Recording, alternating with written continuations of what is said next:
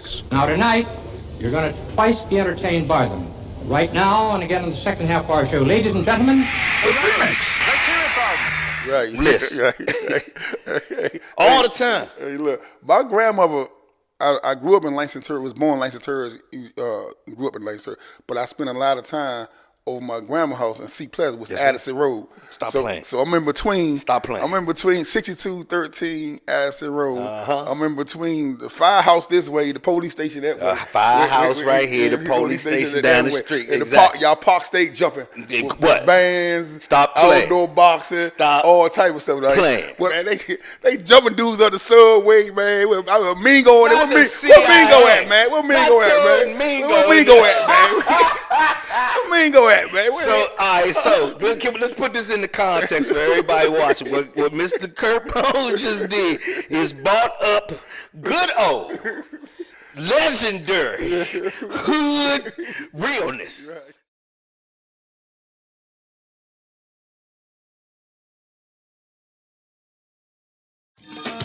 Right now, y'all doing that thing now. Take off up. Come on with it now.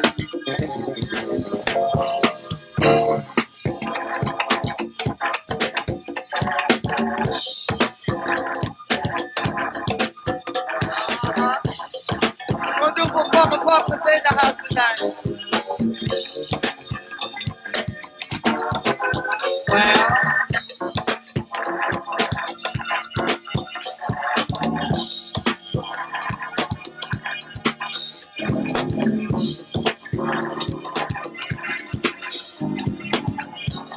Wait a minute now.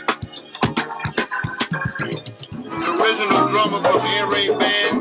Welcome to the Gogo Realm.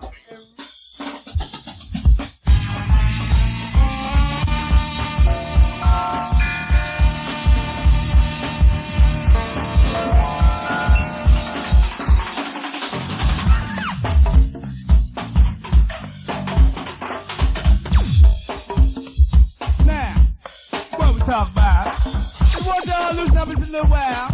Say what now? Switch on and you. Trying to warm up for y'all to find out what y'all want to do.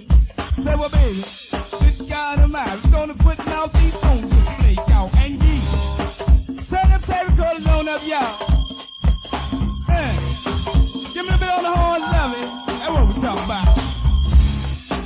We're going to love in the park where everybody come to boogie. Say what? That's what we talking about. Come on up, be fried. You and Big Brother Bull-Eye come to boogie. Say what now? Got to knock it in the pocket, just stick it in the socket and screw. Say what, baby? Hey, look at now, feet.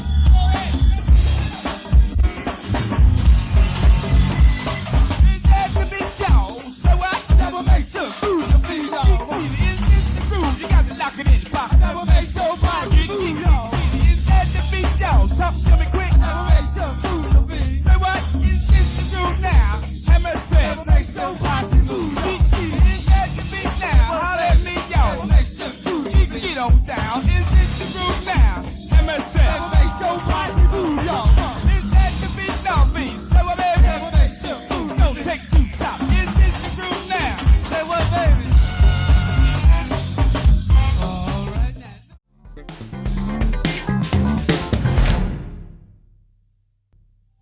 My name is Gerald West, and this is my story.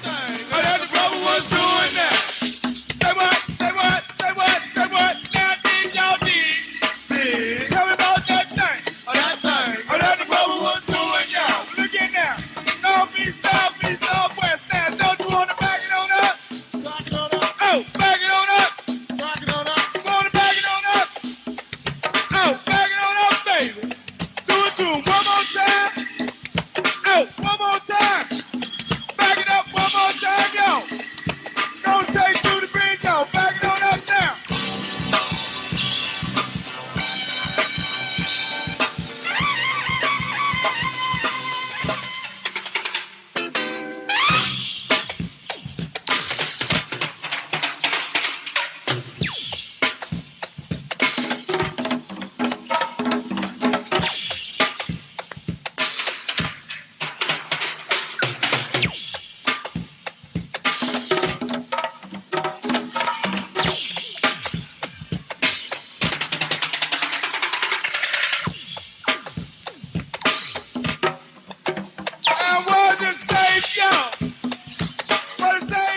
Now, what I want to start off with, Gerald, is this, right?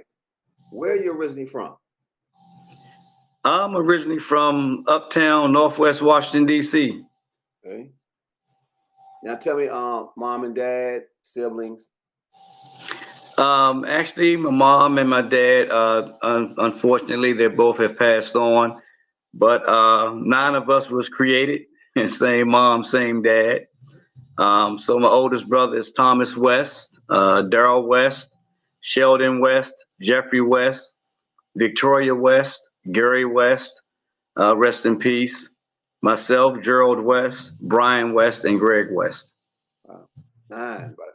That's a Yeah. time, man. What elementary school you go to? I went to Raymond Elementary, then I went to Sacred Heart Catholic School. Copy that. Okay. Take me through junior high and high school. Junior high, that was pretty much Sacred Heart. I went to Mackin Catholic High School. I think our last year in existence was like 84, maybe. Okay. But yeah, Mackin Catholic High School, and I went there my freshman year. My sophomore and junior year, I went to Coolidge High School. Oh, okay. And then my mom said, no, sir. So she put me back into Mackin Catholic High School, where I graduated. Now, look, we hear a lot of stories about Coolidge, man. So for mom to say, no, sir, what was going on at Coolidge in that era? Well, for myself and my brother Gary, we were at that time what we called local celebrities. So I mean, Mass Extinction was hot, and we just didn't mix with the environment because we were young and extremely popular at the time, and it was a real distraction. We didn't realize it at the time, but it was. So it was just tough, man. You know, being in the public school environment when everybody knows you, and you know, it sort of get to your head a little bit, and it was a distraction. I follow. Now, see, before we get to Mass, okay, tell me about you and your first interest in music. When did that start? Actually, we were living on 13th Street Northwest, and my older brother Sheldon, who you know, he's the lead singer for Mass Extinction for so many years. He was, you know, had a guitar. You know, he was playing a guitar. You know, and when he would leave, I would pick it up, and he would come home and hey, stop messing with my guitar. Leave it alone. I keep, you know, like big brothers do. So my grandmother heard him one time, and she said, "Baby, don't worry about it. I'm gonna buy you your own guitar." So that was my introduction into playing the guitar. I started, you know, just picking it up around the house because my brother was doing it. And when my grandmother bought me my own, next thing I know, I was playing heavily in church and, you know, just getting better and better and better. And so that's pretty much how that started. Now, look, that's very interesting because, so what were some of your influences, youngest people that I know you modeled yourself after somebody or some people? Well, Mass Extinction, you know, when they were doing like top 40, they had 2 guitarists. They're both deceased now, Antoine and Craig. Okay. And they were just 2 of the baddest guitarists, man. At that time, I thought that I had ever seen, man. They were phenomenal to me. So they sort of both took me under their wing a little bit, and you know, I just learned a lot from them. And you know, that's, you know, the rest is history after that. But they were 2 of my biggest influences, and of course, my older brother Jeffrey, who was playing piano at the time. You know, he sort of, you know, showed me, you know, a lot of things about the theory of music and, you know, chord structures and things of that nature. So, yeah, he was my brother Jeff. He was a true influence to me as well.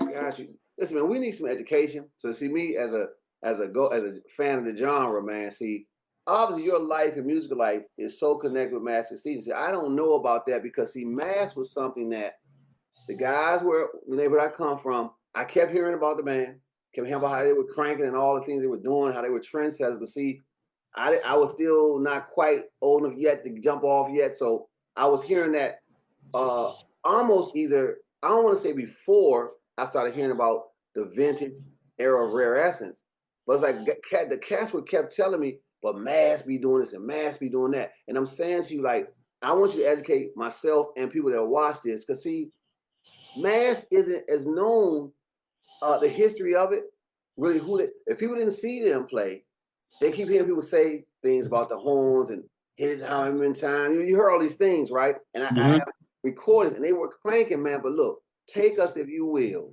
right? Teach us about MASS. Yeah, actually, my brother Jeff and my brother Sheldon, they started playing in a band that was created at Mackin High School. So, you know, the band used to practice at my grandmother's house on 13th Street. So, and that's how we pretty much evolved. They say, okay, you know, let's go ahead and do our own thing. You know, we know enough people in the neighborhood. So it started out as a neighborhood thing. And, you know, they used to practice in the basement and things of that nature. And it was just basically top 40 at that time. Was it MASS Extinction? Was it MASS Extinction then, or was it another name for that band? It was MASS Extinction. MASS Extinction, and I want to say 77, 78, somewhere around in there. And it was MASS Extinction. The guy at the corner store actually gave them the name because I wasn't a part at the time. And you know, that's pretty much how it started. I didn't come along until probably, wow, I think it was 79 was my first show. Where was that show? My first show was at Emory Heights. That was my very first show. I was 13 years old at the time. That's crazy, man. You actually performed at 13. 13, yeah. That's crazy. Okay. Yeah. Girl, man, that's crazy. And you were, see, I didn't know, man. I'm just trying. You were born into this thing with MASS Extinction, pretty much. Yeah, absolutely, yeah.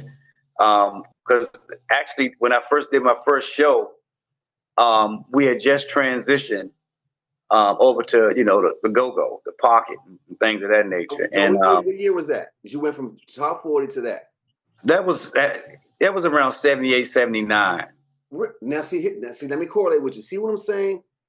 So that's why I say I was hearing about them, because remember, I'm around, I'm seeing, and I'm hearing when I first started hearing about Essence and Funk and Jungle Boogie and them.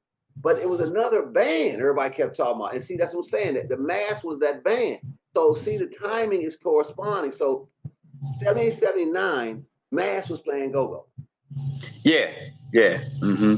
We was transitioning into it. We did a show with Trouble Funk at the Club LeBaron. Thought we were doing our thing, you know. Okay, yeah, we got a little swag.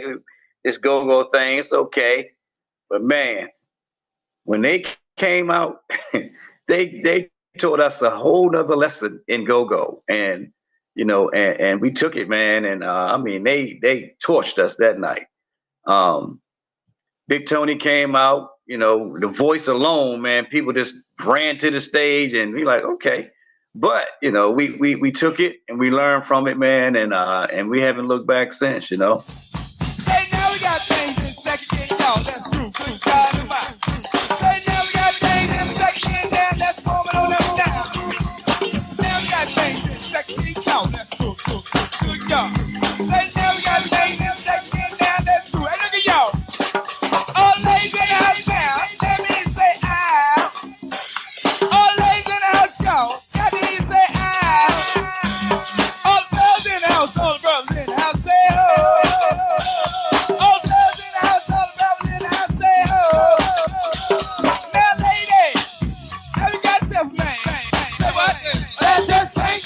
Can't get it up your phone. Hey, fella, have you got yourself, lady? That just can't get it up of your phone.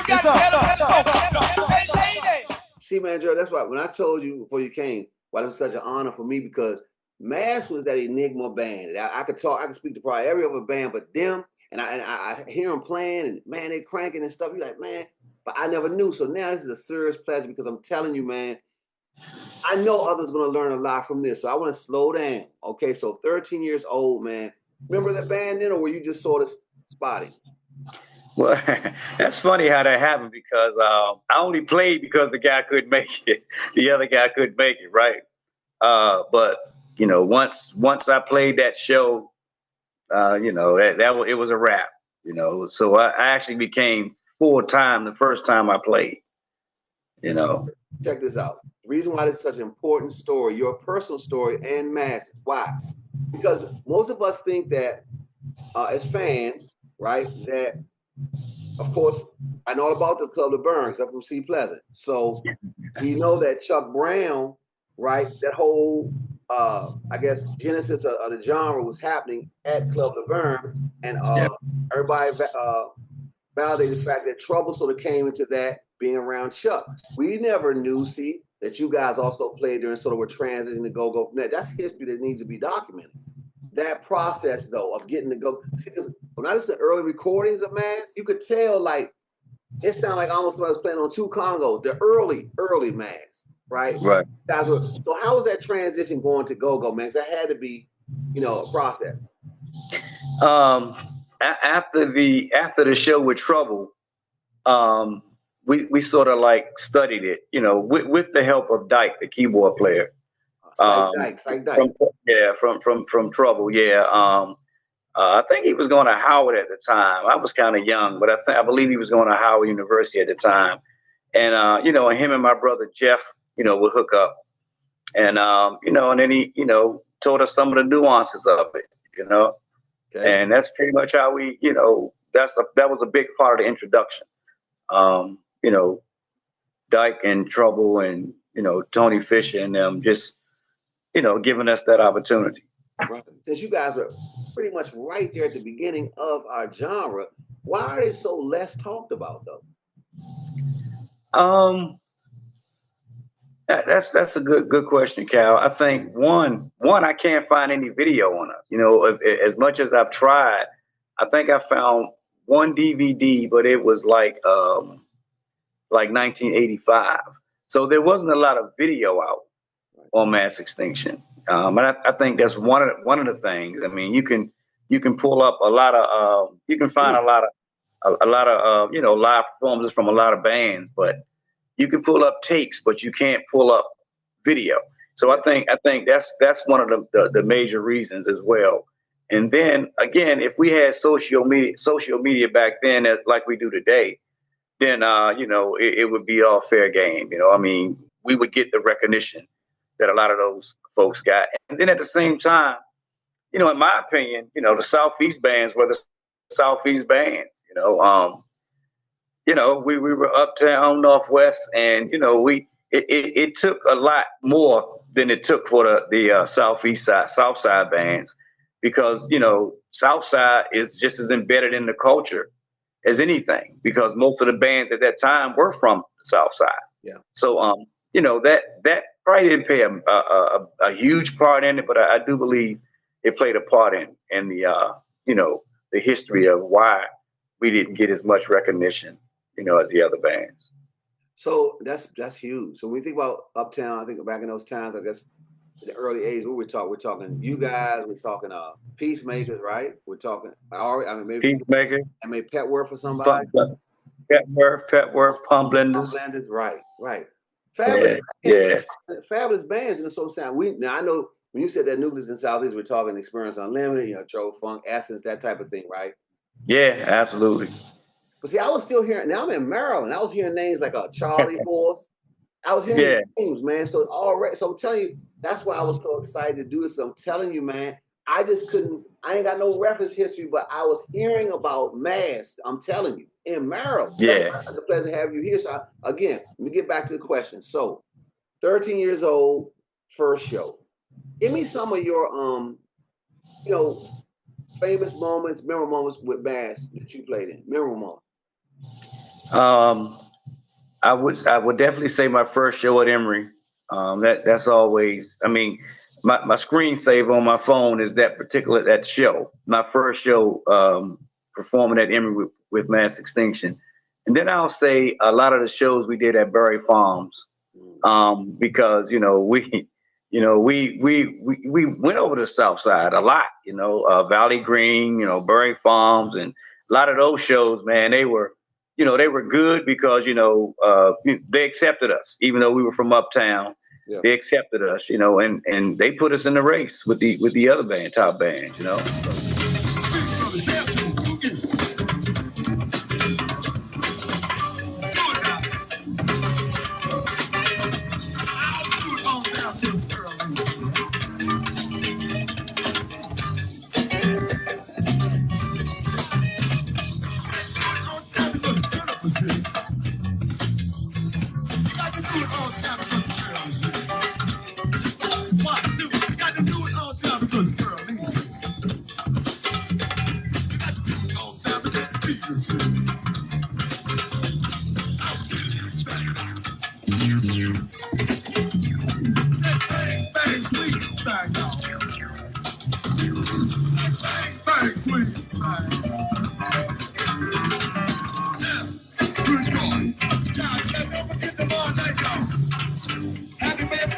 MASS Extinction now. Now the hard night is out there, y'all. And we gonna do it again. Over that disco tissue, y'all. From 10 to 2, we gonna do it with you. All night long, y'all. I think that a lot of the shows at Berry Farms, man, those a lot of great memories. 14th and Irving, that was where we grew up at, and it was a little parking lot on 14th and Irving, and we used to just set up and play and shut the whole 14th Street down. Mm-hmm. It shut it down. So those moments I'll never forget, man. Did you guys ever go down to Coliseum at all? Oh yeah, yeah. I don't know close to that, but yeah. Yeah, we it's a funny story. It wasn't funny back then, but as I look back now, it was crazy. It was us, Trouble Funk, EU, Rare Essence. Now you got the top bands, right? Now, how in the world would Mass Extinction close at the Washington Coliseum? I tell you why. All the bands played. Oh, you're next. Oh, okay. Oh no, Rare Essence is gonna go on. Okay. Trouble's gonna go on. All right, okay, y'all. We got 45 minutes left, but the guy, the PA, the guy has to take his system down because we're not gonna pay him for an additional hour. So guess what? We round a corner. Our truck. We bought our own system in, set up our own PA system with our own stage crew. 15 minutes. Got everything set for 30, 35 minutes. We ended up closing the show at the Washington Coliseum with our own PA system that we had to set up, and we tore it up. We We closed the show. We wasn't supposed to close the show, but the whole idea was to not to let them play, But we got in there, Cal, and we did our thing, man, and it happened. We considered ourselves one of the most feared bands in the city.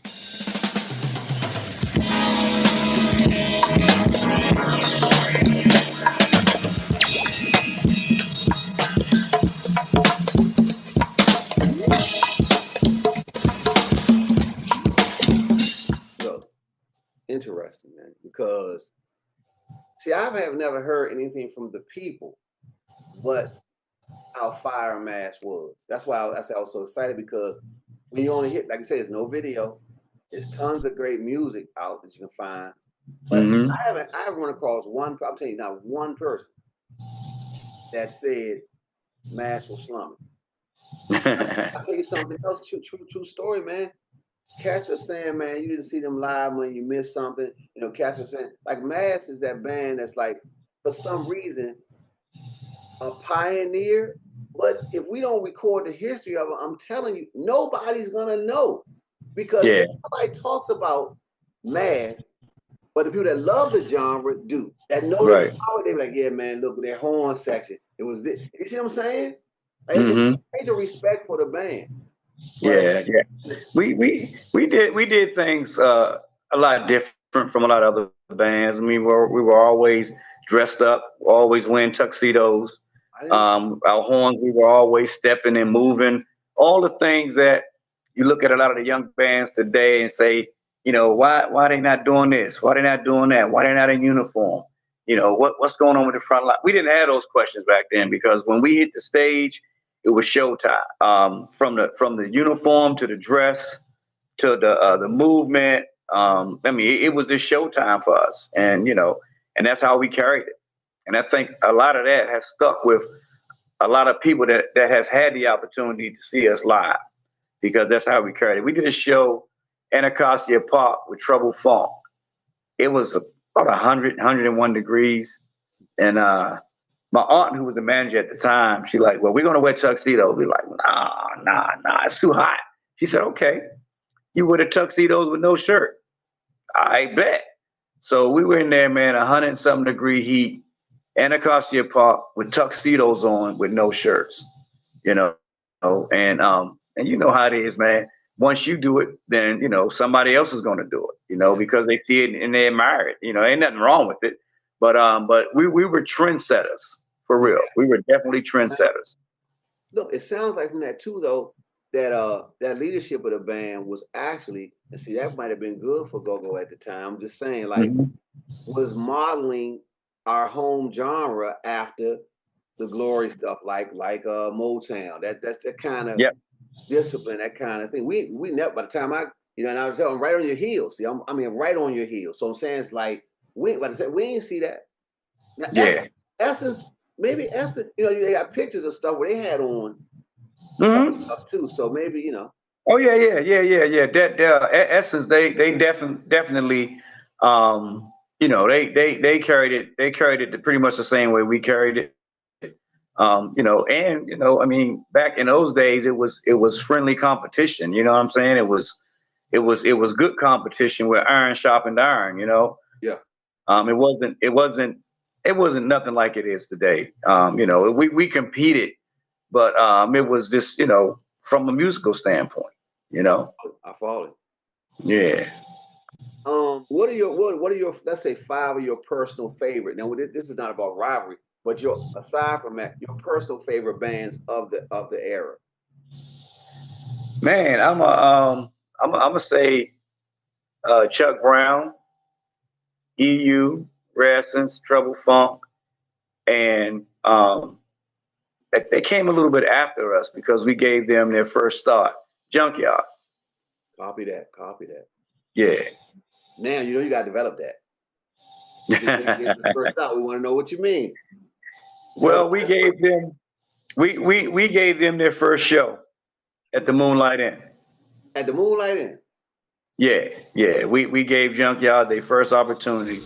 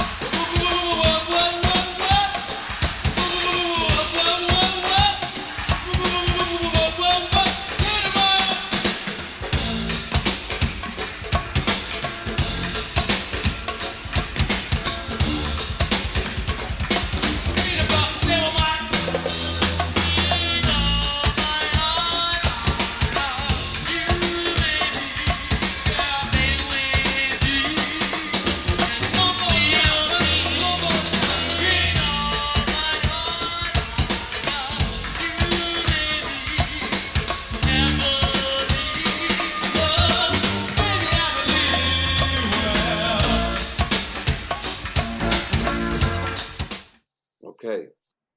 And you know, and Bugs, he mentions that a lot. You know, respect to him for not forgetting. You know, he mentions that a lot. See, this is all history, man. It needs to be known, man. I mean, you know, people like to wash other people's glorious histories down. We ain't doing that. That's what this is about. Yeah. Really, man. So the thing is, mass extinction. Can you tell us? Because I know in my mind, I thought about different reasons why I could have been given. But I'd like to hear from you who knows. How did that name come? The name came from a clerk at the corner store. He he just said the name. He just gave my brother the name. Hey, Mass Extinction, and and we rolled with it. And that's basically how it just happened. I mean, his name was Bunny, and he just came up with the name. Copy. And and it stuck. You know what, Joe? Because people confuse like Mass Extension and Mass Extinction. Mm-hmm. See, that's not close. Well, we were both. We started out as Mass Extinction, and when we went through a lot of contract disputes with Max Kidd, Yes. When the Happy Feet came out, it was a big old mess, and we were signed to him. Okay. So we couldn't use Mass Extinction no more. So we started using Mass Extension. Okay. And that was based on the contract dispute that we had. Thanks for clearing that up. That's valuable history. Okay. Yeah, I knew this. I mean, I'm not getting away from you because I want to focus on you too, but I knew the gifts you were going to bring, man, with clarifying some things for the youth that need to be clarified. Yeah. Really. So now let's shout out some of your some of the members of the original band that we should know about. People that we should know about. That you can really tell us the truth. Like I said, Charlie Horse. People that we should know about. Antonio Robinson. He's a drummer for Proper Utensils. Our Horny Horns, the original Horny Horns. Alan Hurst, Larry Hurst, Lance Griffith, and I'll get back to that. Big Sim, of course, was the the lead rapper at the time. Had my brother Spud on congos, my brother Daryl on bass, my brother Jeffrey on piano, my brother Sheldon, who was the lead singer, and my sister Victoria, who was our female vocalist, and myself. Kevin Thomas. Kevin Thomas was the other original Horny Horn, and Charlie Horse, and that was pretty much that was the group.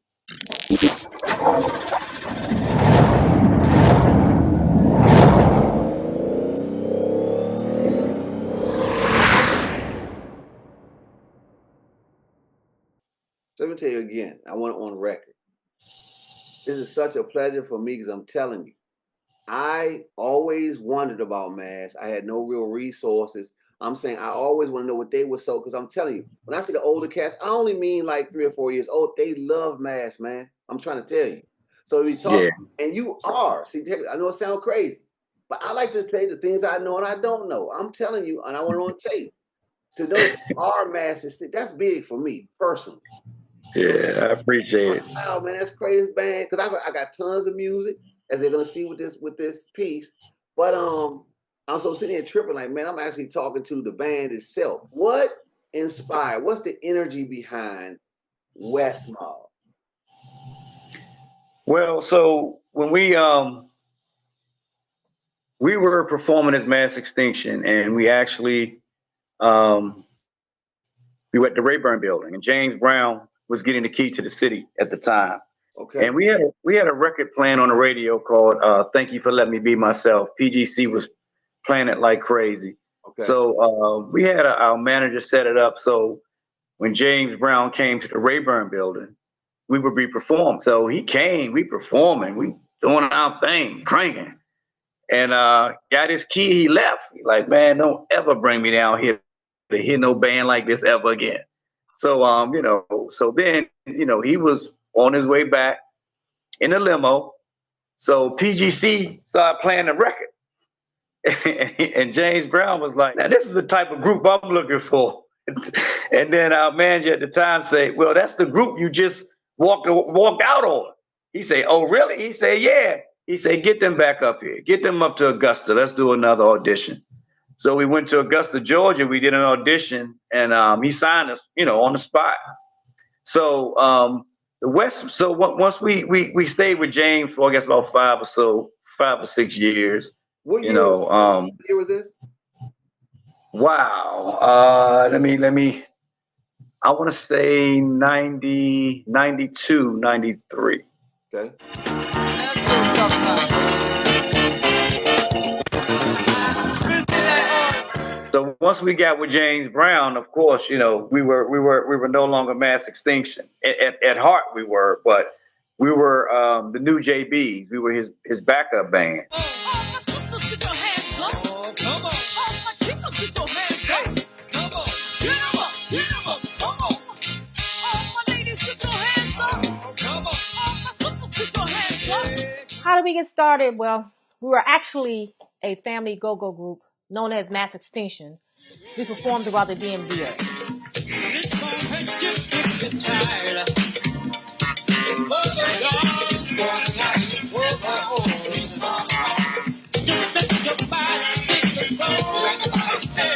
In 1985, Happy Feet took off.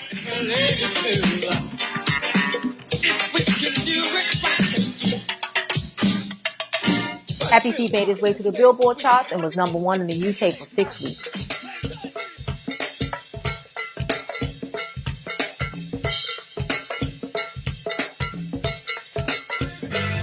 In 1987, we joined the MCA family as producers. We became James Brown's backup band in 1992, following the release of our go-go-driven remake of Sly and the Family Stone classic, Thank You. James Brown heard the song when he came to Washington, D.C., when he received the key to the city, and he actually heard the song on the radio. It blew him away. He was like, hey, I want that band. He immediately flew us to Georgia for an audition, and Mr. Brown was so impressed that he signed us on the spot and branded us as the New JB. Mr. Brown, we learned professionalism, energy, stage presence, and how to bring it every night.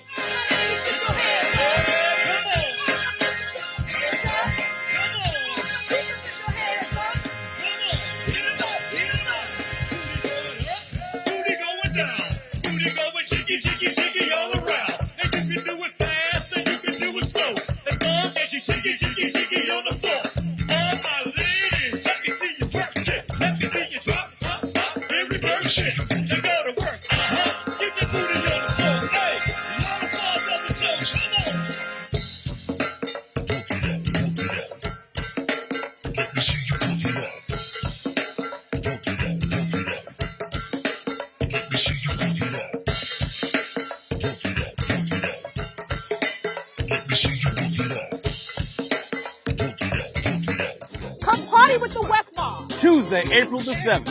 It's going down at 9 p.m. live on the Ramfest stage at Maryland Live. Be there.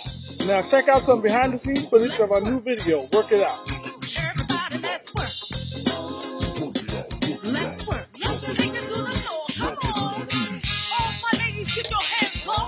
Come on. All my sisters, get your hands up. Some of the places that we have performed is the Howard Theater, Georgia Coliseum, LA House of Blues, Nabob Conference, and the Wolf Trap.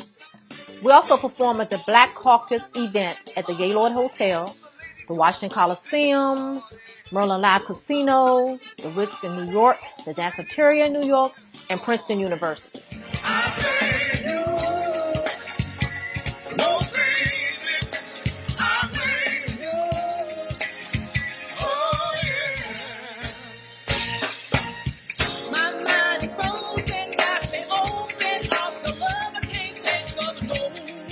Some of the groups we performed with were In Vogue, Boys to Men, CeCe Peniston, the OJs, Bonnie Raitt, Chuck Brown, Irv B. and Rakim, and also an appearance on BET, Video Soul, just to name a few. Haters keep hating on me. What you looking at? What you looking at? Oh, my girl coming through, got the whole damn crew. Ladies, turn it up with me. We got this party on lock. We ain't gon' stop. We bad as we wanna be. Go, girl. Oh, baby, get it. Go, girl. Oh, baby, get it. Go, girl. Oh. Yeah, the New JBs. Yeah. What's that y'all doing out there? We're going on the happy feet.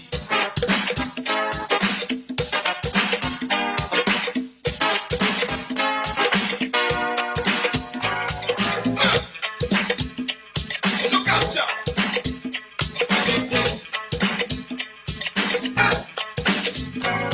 Say what now? Look out, y'all. So, you know, we traveled at that point. We traveled all over the place, man. That's his band, and we were his backup band. But he also put some videos and singles out on just us as the new JBs. House of Blues, man. We were performing with In Vogue, Boys to Men, Bonnie Raitt. Man, we were doing so much. We were producing for MCA. Well, actually, we produced for MCA before we got with James Brown. So we were producing with MCA, and we produced with for Brett Lover, Eric B. Rakim, the Girls. So that was like after the Happy Feet 85. So 80, 87, 88, we were producing for MCA. And then like 91, 92, we hooked up with James Brown. I want people to understand how broad our music is, and see the thing is also when they see you playing in a band, people that don't know what I'm saying, you know, they'll get a pretty right. This music has already been everywhere. Just because you don't think it's been involved in all the stuff we think is the normal stuff or the mainstream stuff. Go-go really has, and certain people have touched everything. That's what I want them to see with this. And speaking on that, Happy Feet, when we released that in 1985, Happy Feet was number 1 in the UK for 6 weeks. The record, the Happy Feet. In the UK. In the UK, yeah. See? But it was playing all over the place, man. A true story. We were playing at the Ritz in 1985. Chuck Brown and Mass Extinction. He had just put out Go-Go Swing, and we did Happy Feet. And we did a lot of shows together actually, but this particular show was at the Ritz in New York. Got you. So we were performing Happy Feet, and my mom went. She went with us, and she was like it's a room off to the side of the stage, and so we started singing Happy Feet. And so this young lady went to my mom and said, "Is this the band that made that record?" And my mom said, "Yes." She said, "Well, there's a band over in London performing it. And I know it's not what I'm listening here now because the young lady has a distinct voice." My mom said, "Yes, that's my daughter." And she said, "Well, there's somebody over in London performing." But we didn't know who that person was at the time, but we do know it was Madonna, the Madonna at the time, who actually told us that someone was over in London playing our song. But she knew it wasn't, she knew that we were the original group. That's crazy. Yeah. She was just trying to get her start at the time, Gotcha. I got you.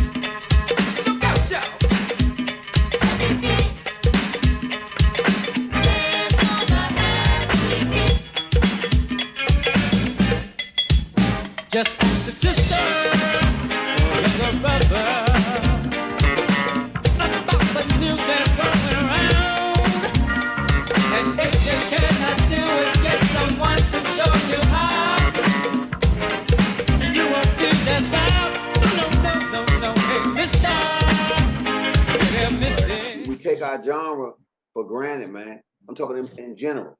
It's Yes. gold stories and gold people, man. The people walking past legends, and you know I'm looking at them. You get my point, right? They walking past legends, man, and think it's just, you know, I don't know. That's why I do what I'm doing. See, I'm in a different lane.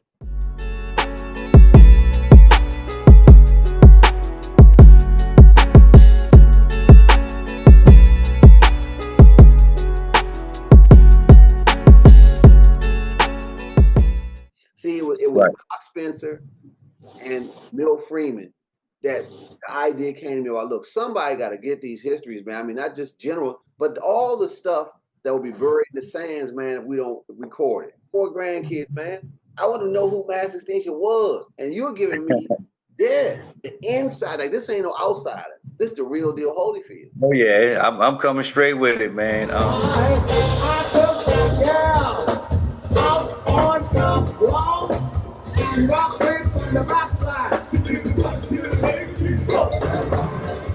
a wonderful thing, but not hard to do, ladies. Shake. Go in the mud all night long. Come on, go in the mud. Right, quick time. When you got that motion, put your act girl in motion. Go in the mud. Right, sexy. Hike up your mom if you want to do the butt all night long. Throw your hands in the air. If you feeling good, you looking right. Somebody yell, oh yeah. Now scream. Let's party, y'all. Come on. Hey, say Tommy got a big old butt. Oh yeah. Shirley got a big old butt. Oh yeah. Arlene got a big old butt. Oh yeah. Teresa got a big old butt. So your question though was, where did the West Mob come from? Yes. So after we, did the James Brown thing, we made some appearances on BET. Donnie Simpson, they played our video, the New JBs. It's called James World. So after that whole situation with James Brown ended, okay, we came back and we were just playing, wanted to play. So I was like, hey man, let's get back out here in the streets, because we were playing as the West Band, right? And we were just playing backyard, Northeast, and that era.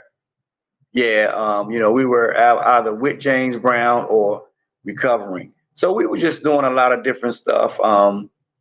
Like back in 2005, 2006, just doing our own little thing, family stuff. So I think it was like 2010 or 11. I'm like, look, we need to get back out here. So the West Mob was not supposed to be a second coming of Mass Extinction. It wasn't supposed to be that. Okay. No, West Mob was just, damn, let's just play again. Well, let me say this. So the time in between, I think my brother Jeff and myself, we did a whole lot of projects. We played with other bands and stuff because we just wanted to get back into the flow. So from like, I think Jeff and I, we played with like maybe 4 or 5 bands. From like, huh? I was gonna you mind naming them? Just band? Yeah, for show band, Prophecy, the show Prophecy. We did some stuff with a band called Good Chemistry, DMV band. Okay. With Cecil, and maybe a couple of other groups, man. I can't remember them, but we played a lot with other bands. Me and my brother Jeff, the keyboard player. So after that, some years of that, we say, man, let's get back and do, get back into this game. We playing with these other groups and, making a difference. Let's put our thing back together. So that's where the West Mob originated from. The West Band, then the West Mob. But it wasn't supposed to be you know, the second coming of Mass. But once we started getting in them streets and playing, man, I look around, we're playing 2, 3, 4 times a week. I'm like, oh my God. And the more we play, you know, the more people recognize who we were and where we came from. But even when we came back as the West Mob, man, we was promoting on a different level. We was doing original music, you know. We were doing so many shows, man. It was crazy. So I guess we caught the attention of Malachi Johns, who was the guy responsible for the Go-Go Night at Maryland Live. We were playing so much, man, that he set us up. He put us on that platform, that stage, and all the promotions and everything, and how to promote and carry your business from James Brown. We applied it, you know, to the local scene. And I look up, Cal, man, we playing 3 and 4, 5 times a week, man, and it got real crazy. So, you know, when we went from West Band to West Mob, it was intentional because we wanted to have more street appeal. You know, we didn't want to be the West Band. The West Mob sounded a little more street savvy. So that's where the West Mob came from. We wanted to, you know, get back in the streets and hit the ground.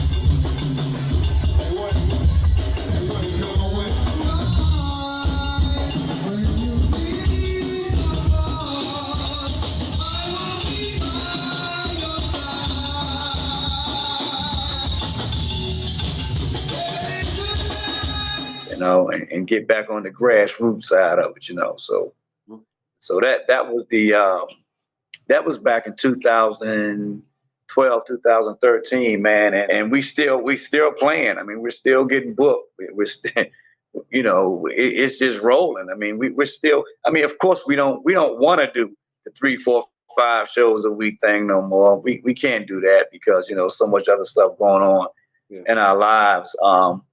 But anything major, man, we're on it. You know, we got the Wine and Music Festival coming up in New York, August 31st. You know, we just did Six Flags on Juneteenth, rock and roll marathons. So we're getting a lot of corporate stuff that a lot of bands, you know, can't really.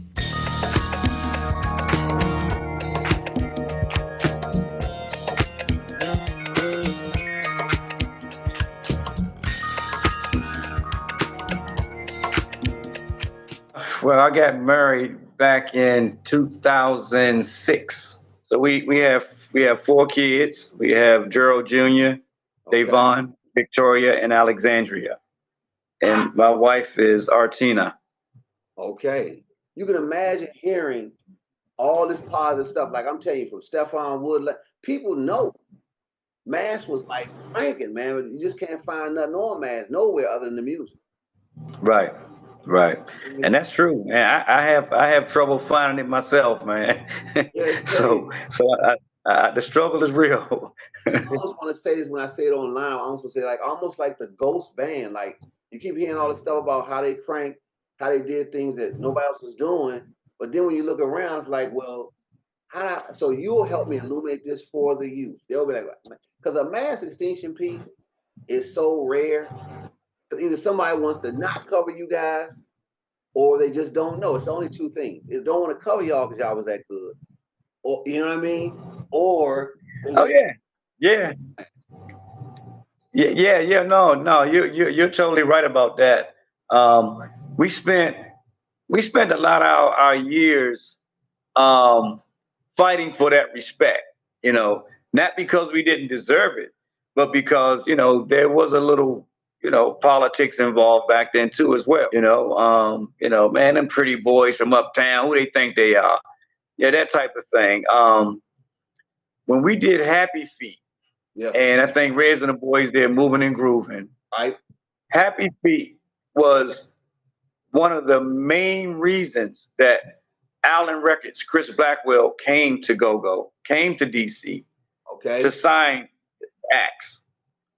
Happy Feet was one of the the main reasons.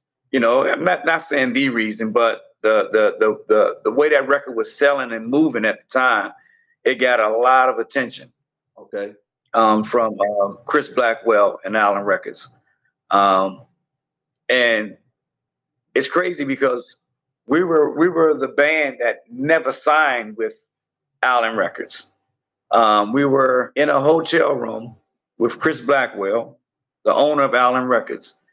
And right before we were getting ready to sign, some attorneys came in and say, "No, you can't do this.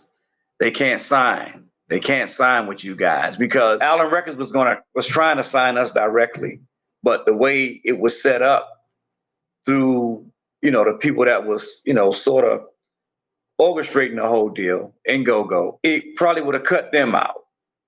So if you look at the Happy Feet video, it's not even a video of us. We're not in it. It's footage from Moving and Grooving. They took the footage from Moving and Grooving and put it to the Happy Feet. That's another reason why you never saw us, because we didn't get credit for our own record. People didn't visually see us in our own video. That was one of the main catalysts for Gogo going, national and international. Now, of course, there was Trouble Funk before that, but that whole big wave of Allen Records and Def Jam and all of that stuff. Happy Feet was, one of the main catalysts of people coming in to the city to say, okay, what's going on? And along with, like I said, Chuck Brown and Trouble Funk. But the Happy Feet, that was just a phenomenon all over the world. You know what's funny? It's so true, because you just told me, you're right, because when we think Happy Feet, like I remember the scene in Good to Go. You hear the music, right? But it is associated with what's the name of them? Reds in them. Big Al. Big Al is in Moving and Grooving and Happy Feet because it's all the same footage, But it was just so, and that was why we went to Mass Extinction, because man, they had us in a a situation where they pretty much just stepped on our neck. Huh? No, I ain't saying Kick a pre? I didn't say that. Oh, you must be Jimmy Walker. Blue, you ain't nothing. You don't deserve nothing. You don't get nothing. You get what I give you. I got a contract between me and you that say you do what I tell you to do. Therefore, shut up. Don't say nothing. Don't speak to me. Don't look at me. I tell you what. You better go on back out there and get out of my face before you get swole. They didn't want us to be the reason, per se. Allen Records was going to sign us directly, but that wasn't in the cards, because they had so many people, Max Kidd being one of them. It was about his situation and him controlling it, so, and it was a lot of things he did, man. Like he took out billboard ads and billboard, you know, making himself the person to come to as far as the go-go and the go-go sound. So he wanted everything to run through him and whoever he was in business with at the time. But you know, he was the main guy. So we wasn't signed with anybody at that particular time. So we were free to go do whatever. So when Allen Records tried to sign us directly, then that's when a roadblock came in. You know, you're gonna take Mass Extinction, and you got 3, 4, 5 other groups over here. You know that we packaging all of this together. You know, so they chose the 5 over the 1, and that's how we got the show into that deal. All right, y'all. Congo J, Day, can we get this party started? Oh, let's go!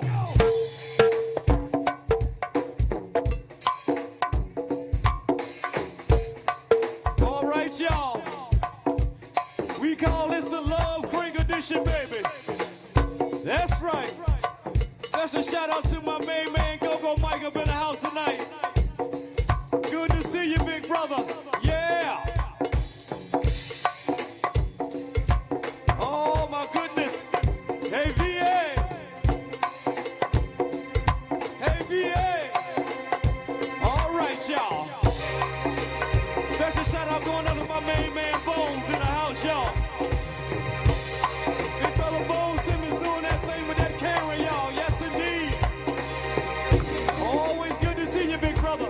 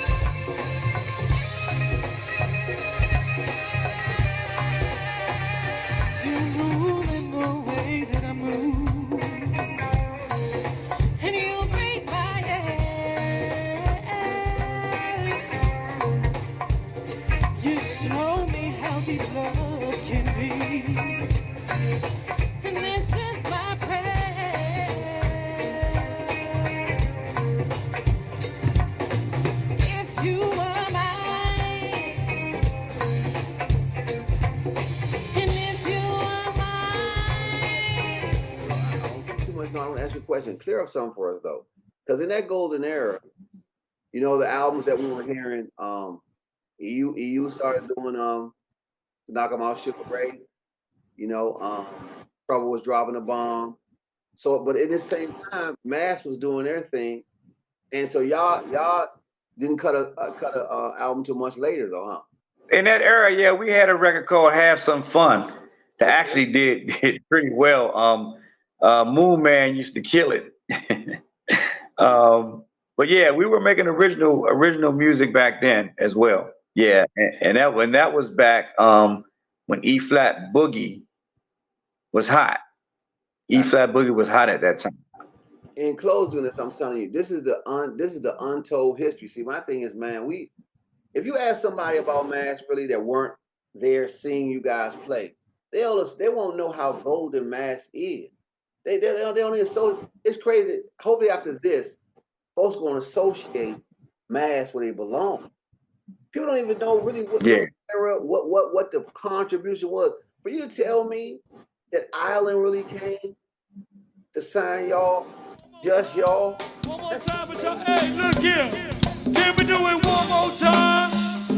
I'll do it one more time. I'll do it one more time. We'll do it one more time. Well, let me hear you say Charlie Horse. I say Charlie Horse. I say Charlie Horse. 15 times, let's take it to the bridge.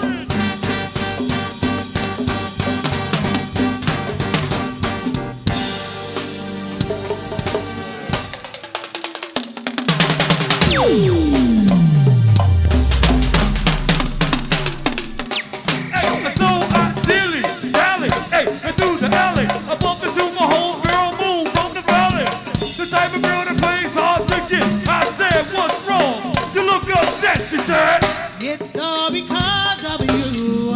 I'm feeling sad and blue.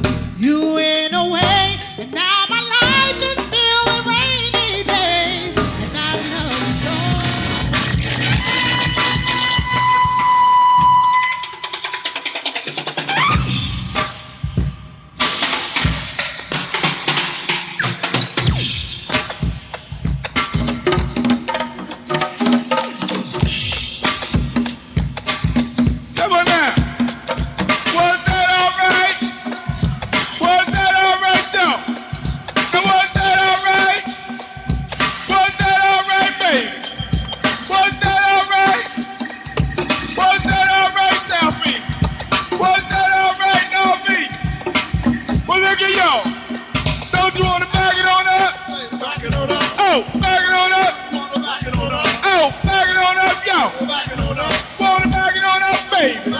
Do it to me one more time.